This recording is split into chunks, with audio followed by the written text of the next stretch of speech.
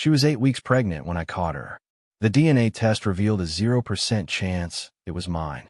But that wasn't even the worst part. My wife had been planning to kidnap our kids to California with her boyfriend. So I hired a PI.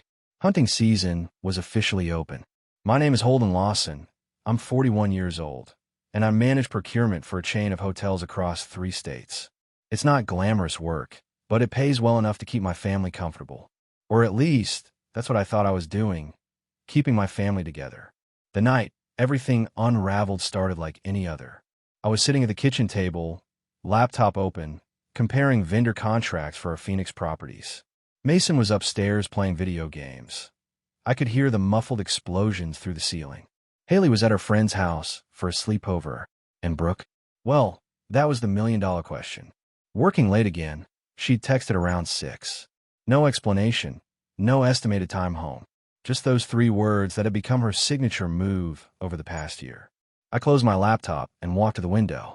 Her car wasn't in the driveway. Hadn't been for 3 nights running. The marketing firm where she worked closed at 5:30. I knew because I'd driven past it last Tuesday at 7, and the parking lot was empty except for the security guard's truck. Duke had warned me months ago. We were having beers after a Veterans Day ceremony. He'd done 2 tours in Iraq with the Marines, and he looked me straight in the eye. "Brother," he said, "a woman who stops coming home isn't working late. She's working on her exit strategy." I'd laughed it off then. Duke didn't know Brooke like I did. We'd built a life together, had 2 kids, shared 16 years of memories. Sure, things had gotten routine, maybe even boring, but that's what marriage was, right? You traded excitement for stability. The sound of footsteps on the porch made me look up, but they passed by, just the neighbors coming home. I glanced at the clock, 11:47 p.m. Another late night at the office, apparently. I picked up my phone and scrolled through her text history. Her responses had gotten shorter over the months. Complete sentences had turned into single words. "Love you too" had become "thanks." And lately, she'd stopped responding altogether. Something inside me shifted that night. Call it intuition or just delayed recognition of reality. But I knew things were about to change. The comfortable lie I'd been living was about to shatter, and part of me was almost relieved. Because living in denial takes more energy than facing the truth. And I was tired of pretending everything was fine when my wife couldn't even be bothered to come home anymore. The credit card statement changed everything. I found it stuffed between grocery store circulars and Saturday's mail, which was odd because Brooke usually handled the bills online. But there it was, her personal Visa, the one she'd insisted on keeping separate for her own expenses. I almost tossed it aside. Almost. But something made me tear open the envelope while standing in the driveway. The first charge that caught my eye wasn't the amount. It was the location. The Velvet Rose. I knew that place. Every guy in town knew that place. It was a wine bar on the expensive side of downtown, where married people went when they didn't want to be seen by other married people. 3 charges in 2 weeks. Always 2 drinks. Always after 9 p.m. Always when she was supposedly working late. I walked inside and found Mason in the kitchen, making a sandwich that violated every principle of structural engineering. "Hey, Dad," he said through a mouthful of turkey. "Mom called. Said she's got another client dinner tonight. On a Saturday." I kept my voice level. He shrugged. "That's what she said." I went to my home office and locked the door. Then I did something I'd never done before. I logged into our cell phone account. The call logs loaded slowly, like the universe was giving me one last chance to stay ignorant. But I needed to know.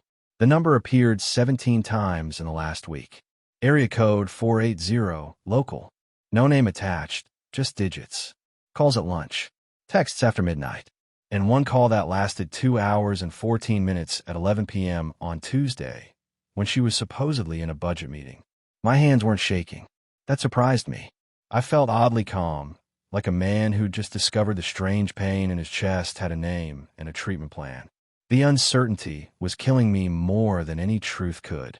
Duke picked up on the second ring. "Holden? Everything all right? I need a favor," I said. "That investigator you mentioned after your divorce, is he still around?" There was a pause. "Yeah, he is." "You sure about this?" "No," I admitted. "But I'm tired of not being sure about anything." He gave me the number. Added, "Whatever you find out, remember, it's not about what she did. It's about what you do next." That night, Brooke came home at 11:15. Her hair was perfect, her makeup fresh, and she smelled like cologne that wasn't mine. She slipped into bed without a word, turning her back to me like she'd done for months. I lay there staring at the ceiling, the investigator's number burning in my phone. Tomorrow, I make the call. Tonight, I just needed to accept that my marriage had become a crime scene, and I was about to start collecting evidence. The private investigator's name was Frank Rizzo, and he looked exactly like you'd expect. Worn leather jacket, 3 days stubble, eyes that had seen too much. We met at a diner off Highway 60, the kind of place where the coffee's terrible, but nobody asks questions. Let me guess, Frank said, sliding into the booth across from me.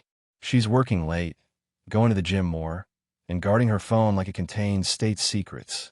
That obvious. He shrugged. I've been doing this 20 years. The patterns don't change, just the technology. He pulled out a tablet. I'll need basic information. Her routine, vehicle, places she frequents. $400 a day, plus expenses. Most cases wrap up within a week. I slid him an envelope with her details and a cash retainer. There's something else. She's been going to the Velvet Rose. Multiple times. Frank's eyebrow twitched. That place isn't for casual drinks. I'll start there. 3 days later, at 2:17 a.m., my phone lit up. The message from Brooke made my blood freeze. You don't control me. I sat up in the guest bedroom. I've been sleeping there since hiring Frank, claiming back problems. My fingers moved across the screen without hesitation. Then stop coming home like you're my wife. The typing bubbles appeared immediately, disappeared, appeared again. Then nothing. I set the phone down and went to make coffee. I was stirring in sugar when the call started. 1, 5, 10. By the time I picked up the phone again, there were 35 missed calls and a string of texts ranging from fury to panic to negotiation. We need to talk. Don't ignore me. This is ridiculous. Please answer. Where are you? I'm coming home now. But I wasn't there. I was already at Duke's house, drinking bourbon on his back porch while he cleaned his service rifle, a ritual that calmed him. She's spiraling, I said, showing him the call log. Duke chambered around, then ejected it. Nah, brother. She's realizing the safety net's gone. There's a difference. My phone buzzed. Frank, check your email. The photos were clear, time-stamped, undeniable. Brooke and a man I recognized from her office, Ryan Kendall, the new accounts director, his hand on her lower back, her laughing at something he whispered. The two of them entering the Marriott downtown at 10:47 p.m. That's game over, Duke said quietly. No, I corrected, forwarding the photos to my lawyer. That's game on. The next morning, I found Brooke in the kitchen, still in last night's clothes, eyes red. Mason and Haley were eating cereal, uncomfortable with the tension. Kids, I said calmly, grab your bags. I'm driving you to school today. After they left, Brooke tried to speak. I held up my hand. Elena Reeves, I said. That's my attorney. Her number's on the counter. Whatever you need to say it through her. The cease and desist letter arrived at Brooke's office the following Monday. I knew because she called me 17 times in 10 minutes, each call going straight to voicemail. Elena had advised me to go dark. No contact, no responses, no emotional reactions that could be used against me. She's pregnant, Brooke announced when she ambushed me in the parking lot of Mason's school. 8 weeks. I kept walking toward my car. Congratulations. I'm sure Ryan's thrilled. Her face went pale. It's yours. It has to be yours. Has to be. I unlocked my car. That's not exactly convincing. I'll take a paternity test, she said desperately. I'll prove it. Great. Elena will arrange it. I got in and started the engine. She slammed her palm on my window. You can't just throw away 16 years. I lowered the window an inch. I didn't. You did. Every night at the Velvet Rose. Every meeting at the Marriott. Every lie about working late. Parents were starting to stare. Mason would hear about this tomorrow. But I was done protecting Brooke from consequences. That evening, Duke brought over something interesting. My boy at the phone company pulled some records. Legally, of course, public information from civil suits. He handed me a folder. Your wife's boyfriend? You got a history. 2 restraining orders from ex-girlfriends. 1 assault charge, pleaded down to disturbing the peace. I studied the documents. Ryan Kendall was a predator in a tailored suit. Elena needs to see this. Already sent her copies. Duke poured himself whiskey. But here's the kicker. He's married. Wife's a prosecutor in the DA's office. The next morning started with Brooke trying to access her joint account. Declined. She tried the credit cards. Frozen. By noon, she was calling my sister, my mother, even my boss. Everyone had the same message: talk to his lawyer. At 3 p.m., a process server walked into the Velvet Rose where Brooke was having her usual afternoon wine. In front of Ryan and half her office friends, she was served with divorce papers, a restraining order preventing her from entering my workplace, and a custody arrangement proposal that would make me primary guardian. Ryan, I heard later, received his own package at home. His wife opened it. The photos Frank had taken, the phone records, the evidence of misused company funds for their little adventures. By 5 p.m., he was locked out his house and his office. Brooke's text shifted from anger to desperation. "You've destroyed my life." I finally responded once. "No, I just documented it." That night, I made dinner for Mason and Haley. Real dinner, pot roast, mashed potatoes, green beans. We ate together for the first time in months. "Is Mom coming home?" Haley asked quietly. "Not tonight, sweetheart, but you'll see her this weekend." Mason looked up. "Dad, thanks for cooking." It was a small thing, but after months of takeout and silence, it felt like victory. Elena Reeves didn't look like a pit bull in Prada, but that's exactly what she was. Former military JAG, she'd transitioned to family law with the same precision she'd used prosecuting court-martials. We sat in her office reviewing Frank's surveillance report while she took notes in shorthand. "The pregnancy complicates things," she said, tapping her Mont Blanc against the legal pad. "But not insurmountably. We'll demand immediate paternity testing. If it's yours, we adjust custody accordingly. If it's not," she smiled like a shark sending blood. "Well, that simplifies everything. What about Ryan's wife finding out?" "Already handled. I had lunch with Catherine Kennel yesterday. Lovely woman. Very motivated prosecutor. She's filing her own divorce and considering pressing charges for misuse of company resources." My phone buzzed. Brooke again, this time from her mother's number. I declined and turned back to Elena. "There's something else," I said, pulling out a folder Duke had given me. "My kids found this in their mother's car. Inside were brochures for private schools in California, apartment listings in San Diego, and a draft email to her sister about starting fresh on the West Coast." Elena's eyes sharpened. "She was planning to take the children without telling you." "Looks that way." "Perfect. Judges really frown on parental kidnapping plots." She made more notes. "I'll file an emergency custody order today. She won't be able to take them out of state without court approval." That afternoon, I picked up Mason and Haley from school. They'd been staying with me since Brooke moved to her mother's, and the routine was finally settling. Homework, dinner, actual conversations instead of the silence we'd lived in for months. "Dad," Haley said over spaghetti, "Grandma Helen keeps calling. She says Mom's sick." "Your mom's going through a difficult time," I said carefully. "But she's not sick." Mason snorted. "She's sick all right. Sick of being married." "Mason." "What?" "It's true. Tommy's mom saw her at that wine place with some guy. Everyone knows." I set down my fork. "What people know or think they know doesn't matter. What matters is that your mother and I both love you, even if we can't love each other anymore." Later, Duke came by with updates. "Ryan got fired today. Turns out he'd been billing client dinners that were really dates with your wife. Company's pressing charges for fraud." Brooke must be thrilled. "Oh, it gets better. His wife cleaned out their accounts before filing. He's broke, jobless, and living in his car. Your wife picked a real winner." My phone lit up with another call from Brooke's mother. This time I answered. "Tom, you need to stop this vendetta." Helen started immediately. "Brooke made a mistake. People make mistakes. Helen, she made choices. For months. Documented choices. And now she's facing consequences. She's pregnant. So she claims. We'll know for sure in 2 weeks when the test results come back." "You're destroying my daughter." "No, Helen. I'm protecting my children. There's a difference." I hung up and found Mason standing in the doorway. "Dad, is Mom really pregnant?"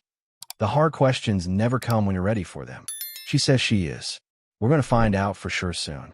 He nodded slowly. "If she is, does that mean you'll get back together?" "No, son. Some things can't be fixed with a baby. But no matter what, you and Haley are my priority. Always." He hugged me then, this 14-year-old who'd been trying so hard to be strong. And for the first time in months, I felt like maybe we'd all survive this.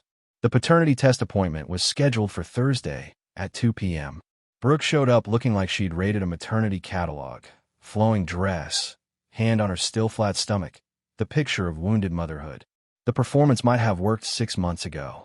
Now it just looked desperate.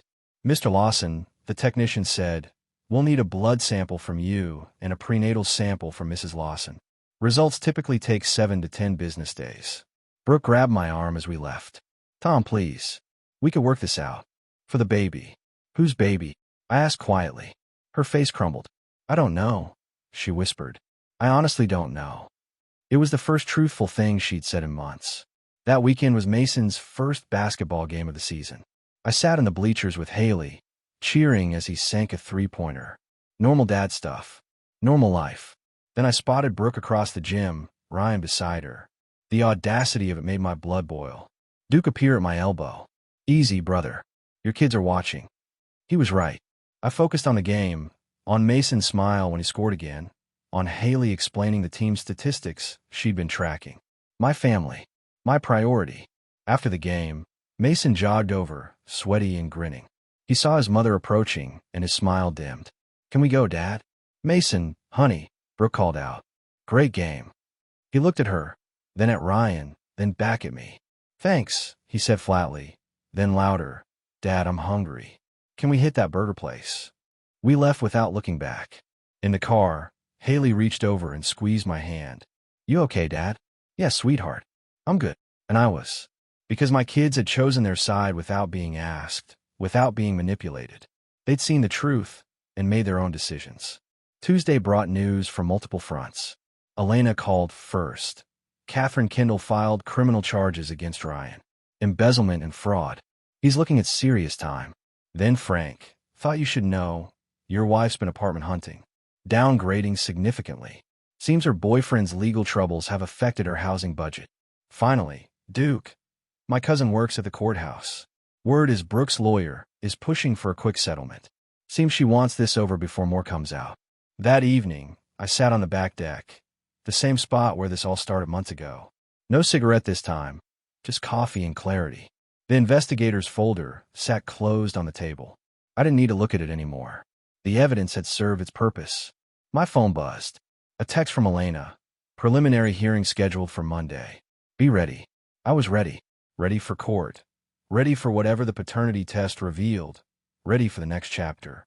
Because sometimes the best revenge isn't what you do to someone who wronged you. It's what you become without them. Inside, I heard Mason helping Haley with homework. Normal sounds. Normal life. The life we'd build from here would be different, maybe harder in some ways. But we'll be honest. It would be ours. And that was worth more than 16 years of lies. The paternity results arrived on a Tuesday, delivered by courier to Elena's office. She called me immediately. "Can you come in? We need to discuss this in person." I found Duke in his garage, working on his truck. "Need backup." "Always." We drove in silence, both understanding that whatever was in that envelope would change everything. Elena met us in the conference room, the sealed results on the table between us. "Before we open this," she said, "I need you to understand the implications. If the child is yours, custody becomes complex. If it's not, open it," I said. She slid the paper across. The words jumped out. "Probability of paternity, 0%. Duke whistled low. "Well, that simplifies things." But it didn't. Not really. Because somewhere out there was a child who'd done nothing wrong, who'd be born into a mess created by adults who should have known better. "Ryan?" I asked. "Most likely. Though we'd need his DNA to confirm." Elena made notes. "This strengthens our position significantly. She'll have to drop any claim for spousal support, and the custody arrangement for Mason and Haley becomes much cleaner." That evening, I sat Mason and Haley down. They deserved honesty, age-appropriate but real. The test came back.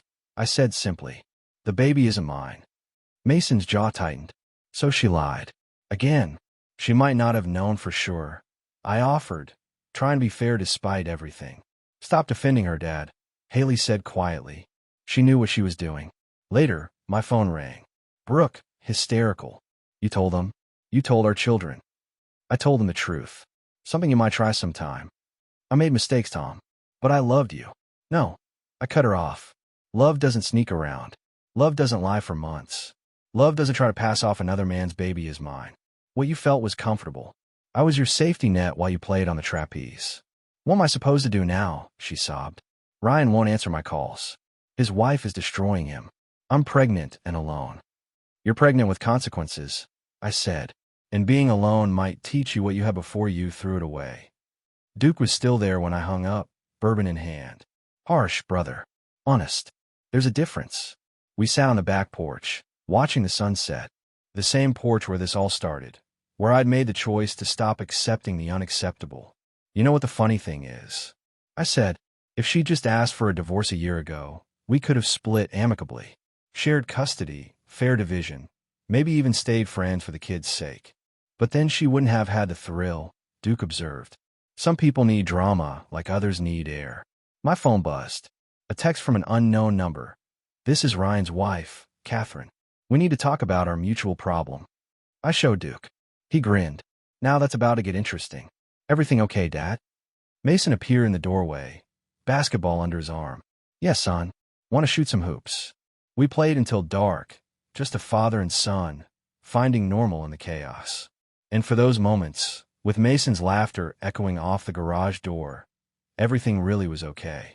Catherine Kendall looked nothing like I'd expected. Where Brooke was all artificial charm and calculated moves, Catherine was sharp edges and brutal honesty. We met at Elena's office, a power summit of the betrayed. Let's skip the pleasantries, Catherine began, sliding a folder across the table. Ryan's been having affairs for years. Your wife is just the latest. But she's the one who got careless. Elena reviewed the documents. This is comprehensive. I'm a prosecutor. I build cases. Catherine turned to me. He's drained our accounts to fund his lifestyle. Expensive dinners, weekend getaways, gifts. All while I was working 60-hour weeks thinking we were building a future. Sounds familiar, I said. Here's what I propose, Catherine continued. Joint strategy. We share information, coordinate legal moves. Ryan's trying to claim poverty to avoid both alimony and child support for your wife. But I've found hidden accounts. Offshore. Nothing that exotic. Just accounts under his mother's name. About 40,000. Duke leaned forward. Can you prove he has access? Catherine smiled coldly. I have video of him using the ATM card. Time stamped. Location verified. We spent 2 hours building strategy. Catherine had resources I didn't. Connections in law enforcement, forensic accountants, even a contact at Ryan's bank. What she didn't have was the surveillance Frank had gathered, the photos that showed not just the affair, but Ryan's pattern of behavior. There's something else, I said, pulling out my phone. Brooke kept a journal on her laptop. She thought she deleted it, but I glanced at Elena. Let's just say it was recovered. She details everything. The affair, the pregnancy scare 2 months ago that turned out false. Even her plan to divorce me after securing a promotion at work. 2 months ago. Catherine calculated quickly. That's when Ryan told me he wanted to try for a baby. The room went silent as that sank in. The layers of deception were staggering. That weekend, I took the kids to the cabin upstate. We needed distance from the drama, space to breathe. The place had been in my family for generations, rustic but comfortable. No Wi-Fi, no cable, just woods and water and quiet. This is nice, Haley said, helping me start a fire. Mom always complained about the bugs. Your mom's more of a hotel person, I said diplomatically. Was that why you two stopped coming here together? Mason asked, bringing in firewood. Kids notice everything. Partly. People change, grow in different directions sometimes. Or they were always going in that direction and just hit it better, Mason said. We made mores, told ghost stories, did all the things families do when they're trying to remember what family means. And for a weekend, we found it again. Not the family we'd been, but the family we were becoming. Sunday night, driving home, Haley asked, Dad, are we going to be poor now? With a divorce and everything? No, sweetheart. I've been planning for this. We'll have to adjust some things, but we'll be fine. Good, she said, because I really want to go to space camp this summer. Space camp it is, I promised. In the rearview mirror, I caught Mason smiling. He understood what I was really promising. That life would go on, that dreams still mattered, that their mother's choices wouldn't limit their futures. My phone had 17 missed calls when we got home. All from Brooke. I deleted them unheard and helped the kids unpack. Tomorrow would bring more drama, more legal maneuvering, more consequences of choices made in the dark. But tonight, we were just us. And that was enough.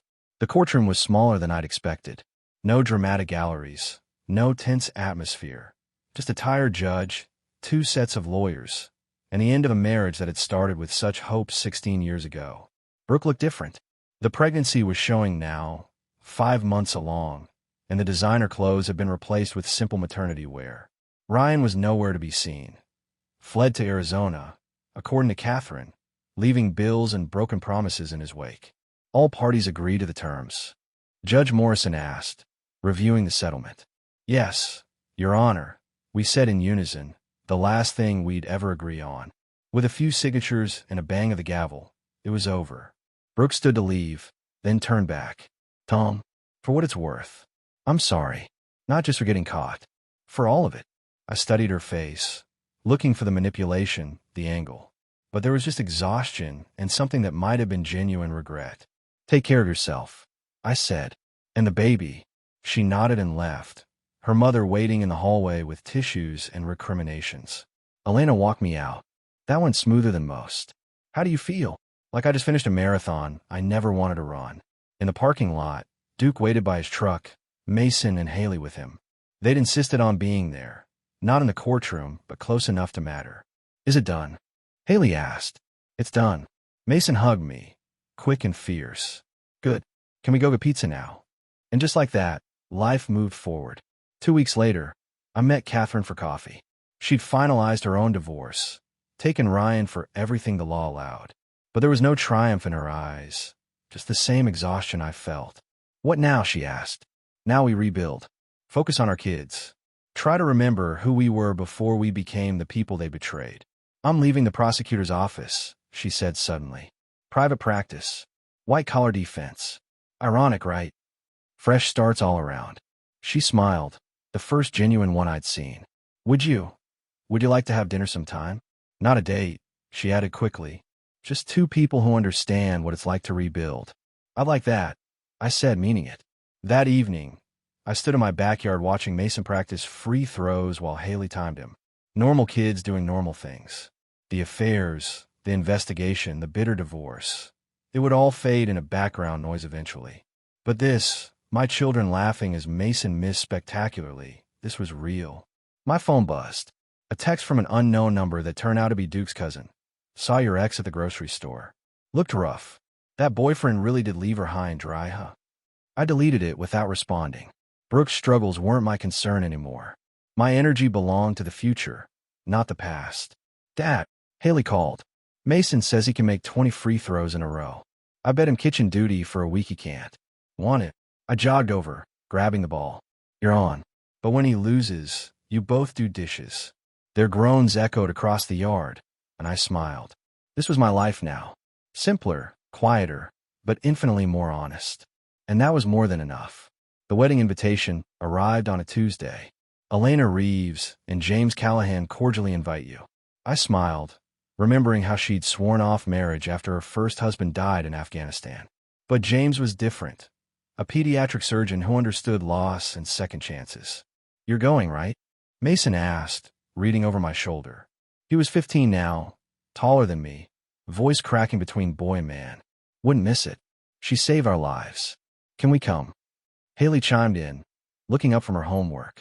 Already RSVP'd for 3. Life had found its rhythm. Breakfast together, work, dinner, homework help, bed.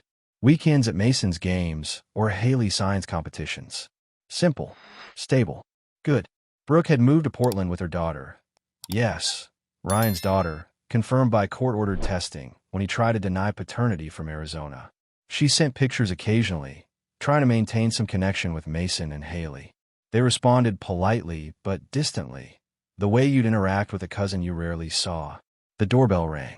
Catherine Kendall stood on my porch, holding a bottle of wine and wearing jeans instead of her usual power suit. Still on for dinner? She asked. We've been doing this for months now. Weekly dinners, sometimes with her kids, sometimes mine, sometimes just us. Not dating, exactly. Just two people who understood that trust was earned slowly and broken quickly. Spaghetti night, I said, stepping aside. Fair warning, Haley's making garlic bread, and she believes more is always better. Catherine laughed. Sounds perfect. In the kitchen, controlled chaos reigned. Mason stirring sauce, Haley buttering enough bread to feed an army, me trying to keep pasta from boiling over. Catherine jumped in without asking, grating Parmesan and stealing tastes of sauce. This is nice, she said quietly while the kids argued about music choices. Yeah, I agreed. It is. After dinner, while the kids cleaned up, a firm rule in the Lawson house, Catherine and I sat on the back porch with coffee. I have something to tell you, she said. I've been offered a partnership at Brennan and Associates. That's incredible. Catherine, you deserve this. It means longer hours initially. Less time for. She gestured vaguely between us. We're not in a rush, I said. Take the partnership. Build your career. We'll still be here. She studied me. You mean that? I've learned to say what I mean. Saves time. Mason appeared in the doorway. Dad, Haley won't admit I won the dishes bet fair and square. Did you actually make 20 free throws? Well, 19. But the last one was really close. Catherine laughed, a sound that had become familiar in my house. Sounds like you both do dishes. She's a lawyer, I reminded him. Don't argue technicalities with lawyers. As Mason trudged back inside, muttering about unfair advantages, Catherine stood to leave. Same time next week, she asked. Wouldn't miss it. Watching her drive away, I felt something I hadn't in years. Not love. Too early for that. Not desire. Too complicated for now. Just possibility. The idea that maybe, eventually, when we were both ready, there might be something worth building together. But tonight, I had dishes to help with and kids to tuck in, even if they insisted they were too old for it. I had a life that made sense, a future that belonged to me, and peace that couldn't be shaken by someone else's choices. The boy who believed in forever was gone. In his place stood a man who understood that sometimes the best endings aren't endings at all. They're beginnings.